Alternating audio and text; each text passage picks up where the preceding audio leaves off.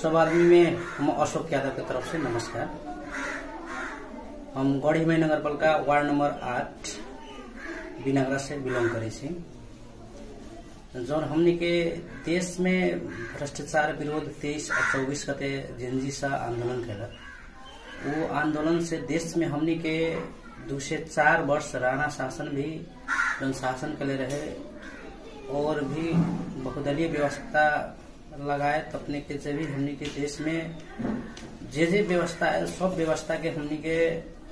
युवा सब जन जनजी के रूप में परिवर्तन के नाम से 81 एगो गॉड क्रिएचर बुझू के हिसाब से एगो जन उत्पन्न भेल वो हमनी के देश में पूरा करप्शन 24 घंटा के भीतर में हमनी के नया परिवर्तन कर देल। वही के क्रम में अभी भी हमरा लगे थे कि हमनी के नेपाल में 77 जिला मध्य हमनी के विशेष करके 2 नंबर प्रदेश में मध्य प्रदेश में प्राय करके कि विशेष ज्यादा करप्शन हमनी के हो रहा है। कोई भी कार्यालय में देखो अपने के कोई भी हमनी के फैक्टर में देखो शिक्षण सिखाई से लेके अपने के नगर पालिका से लेके गाँव पालिका से लेके अपने के एग्रीकल्चर कोनो भी सेक्टर में देखो अपने के मालपोत नापी कार्यालय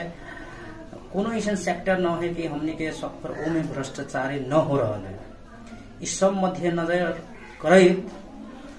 कि हमनी के मध्य प्रदेश केना परिवर्तन हुई विशेष करके जो हमनी के रौतहट जिला के 18 गो स्थानीय तह है वो 18 गो स्थानीय तह मध्य हमनी के गढ़ीमाई नगरपालिका जो रौतहट जिला में अवस्थित है वो गढ़ीमाई नगरपालिका में हम अपने के देख रहा सी और सुन भी रहा सी अपने के व्यापक चर्चा